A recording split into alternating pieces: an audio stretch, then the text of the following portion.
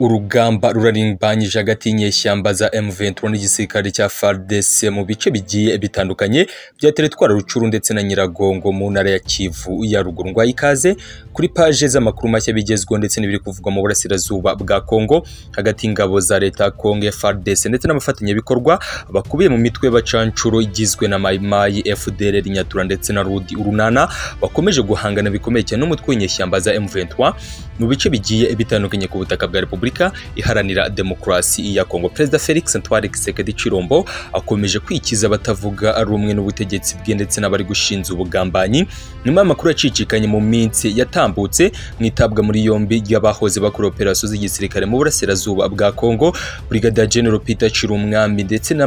Lieutenant General Filimon Irungu Yava. Ubu haravugwa ko Kinshasa abandi bayobozi babiri muri Presidence ya Repubulika na Demokarasi ya Kongo bamaze gutabwa muri yombi bashinzwa gukorana n'igihugu cy'u Rwanda. Imvugo nk'izi iz'urwango ndetse zihembera amakimbirane zikomeje kuranga abayobozi ba Repubulika na Demokarasi ya Kongo, by'umwihariko Perezida Felix Antoine Tshisekedi Tshilombo ukomeje kugaragaza ko ibihugu bibiri byo mu karere ka Afurika y'ibiyaga bigari bikomeje kugira uruhare mu guhungabanya umutekano ku butaka bw'igihugu cye. Gusa ni amakuru atabura kwamaganirwa kure ndetse imiryango mpuzamahanga n'ibigo bitandukanye n'umuryango wa Afurika yunze ubumwe ukomeje gusaba Perezida Felix Antoine Tshisekedi Tshilombo gushaka umuti ukomeye cyane w'ikibazo cy'uburasirazuba bw'igihugu cyabo ndetse agahagarika imvugo z'ubushotoranyi zikomeje kumuranga muri ino minsi. Perezida wa Repubulika na Demokarasi ya Kongo Felix Antoine Tshisekedi yatanze itegeko ryo gufunga abakozi babiri bakora mu biro bye abashinza kugambana igihugu cy'u Rwanda. Bafunzwe ni Didier Baitopra ushinzwe umutekano w'imbere mu gihugu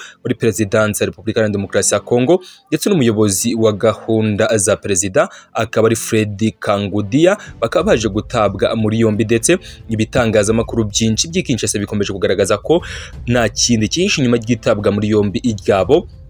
atari ugukeka ko bakorana n'igihugu cy'u Rwanda. Abayobozi ba Kongo bakomeje kwibasira ndetse bakomeje kugaragaza ko kiri kugira uruhare mu guhungabanya umutekano mu burasirazuba bwa Repubulika Iharanira Demokarasi ya Kongo. Itangazamakuru ryandikirwa muri Kongo byavuze ko abakozi ba Presidence bafungiwe muri gereza nkuru ya Makara iri Kinshasa basanzwe bagenzi babo n'ubundi basanzwe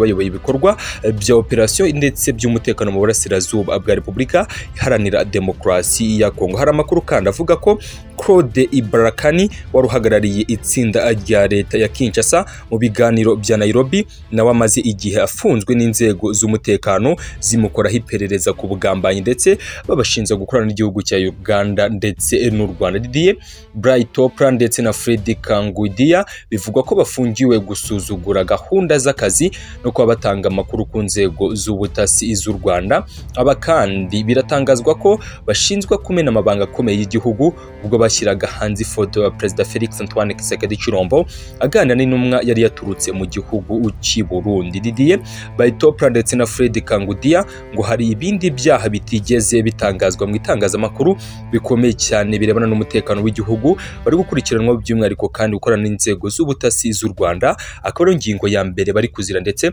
bakomeje gushinzwa ku bwinshi. Abayobozi mu nzego nkuru z'ubuyobozi muri Kongo habe muri abashinzwe ibikorwa bya gisirikare ndetse n'abo mu nzego bwite za leta bakomeje guhura n'isanganya ryo kwibasirwa ndetse no gukorwaho amaperereza yimbitse, ari nako bashyirwa muri gereza nkuru ya Makara ishyirwamo abashinzwe ubugambanyi ndetse nabo bashinzwe gukorana n'imitwe yitwaje intwaro hose mu burasirazuba bwa Repubulika Iharanira Demokarasi ya Kongo. Ibiri kuba mu gihe inyeshyamba za M23 zirigeze mu birometero 5 gusa werekeza i Goma, zikaba zicumbitse mu gace gakomeye cyane uduce twa Kanyamahoro ndetse n'ibindi bice bikomeye cyane byegereje umujyi wa Goma. Nyuma imirwano yumvikanye ku munsi w'ejo yatumye ingabo za Repubulika na Demokarasi ya Kongo FARDC zihunga ndetse biravugwa ko ziri guhungira hitwa Iminova, zikaba ziri kuva Goma ndetse no ku kibuga mpuzamahanga, aho kandi benshi mu bayobozi bagiye batandukanye ku butaka bwa Repubulika na Demokarasi ya Kongo bari gutangaza ko igisirikare cy'aba FARDC batangiye gusobanukirwa by'ubushobozi buke nubwo bakomeje kugishyiramo icyizere ndetse bakomeje kwiringira ko kizabacungira umutekano, ariko ibimenyetso bituruka ku rugamba biragaragaza ko FARDC ifite imbaraga nke ugereranyije n'umutwe w'inyeshyamba za M23 bahanganye ndetse barusha ibikoresho n'umubare mwinshi w'abasirikare. FARDC ifite indege ebyiri z'intambara za Su-25 iri gukoresha ku rugamba, nubwo imwe muri kajugujugu za leta ya Kongo ndetse n'igisirikare cyabo FARDC ziherutse guhanurwa mu kirere mu gace ka Mabenga humvikanaga imirwano idasanzwe. FARDC ifite ubushobozi burenze ku rw'inyeshyamba za M23 mu rwego rw'ibikoresho, ariko kubera ubumenyi rusange byo kurwana intambara, M23 ikomeje gutanga ikigwa mu bice bigiye bitandukanye, ari nabyo biri gutuma Perezida Felix Antoine Tshisekedi Tshilombo afata imyanzuro idasanzwe yo gushinja bamwe mu bakorana nawe ubugambanyi ndetse no kugambanira igihugu bitwaje inzego bafite hirya no hino ku butaka bwa Repubulika Iharanira Demokarasi ya Kongo. Haraciyemo igihe gisaga amezi abiri abayobozi bari gushinzwa ibikorwa by'ubugambanyi nyuma y'abasirikare bashyizwe mu buroko ndetse no bakibazwa imakara, harimo Brigadier General Peter Chirumwami ndetse na Filimon Runguyava bashinjijwe ibikorwa nabo bifitanye isano no gukorana na leta y'u Rwanda ndetse no gutanga amakuru y'ingabo zawo, ndetse bagatangaza ko bari bafitanye umubano udasanzwe na komanda w'inyeshyamba za M23 General Sultani Makenga ukomeje gupanga urugamba mu buryo bukomeye ndetse ukomeje kwigarura ibice bikomeye cyane ku butaka bwa Repubulika Iharanira Demokarasi ya Kongo. Umutwe w'inyeshyamba za M23 zegereje Goma mu buryo buri hejuru, ndetse amahirwe aragaragaza ko nibura 90% z'inyeshyamba za M23 ziteguye kwinjira Goma. Mu gihe igisirikare cya Kongo FARDC bari guhungisha ibikoresho bigezweho, hari ibiheruka kuzanwa n'indege y'intambara y'Abashinwa ivuga ko byageze ku kibuga cy'indege mpuzamahanga cya Goma ku munsi w'ejo, hakiyongeraho indege ebyiri Su-25 z'igisirikare cy'Uburusiya ariko kandi zaguzwe na FARDC ziri gukoreshwa muri no minsi, hakiyongeraho n'ibindi bikoresho bidasanzwe by'intambara bakuye mu bubiko mu murwa mukuru Kinshasa, byose byerekezwa mu burasirazuba bwa Repubulika Iharanira Demokarasi ya Kongo.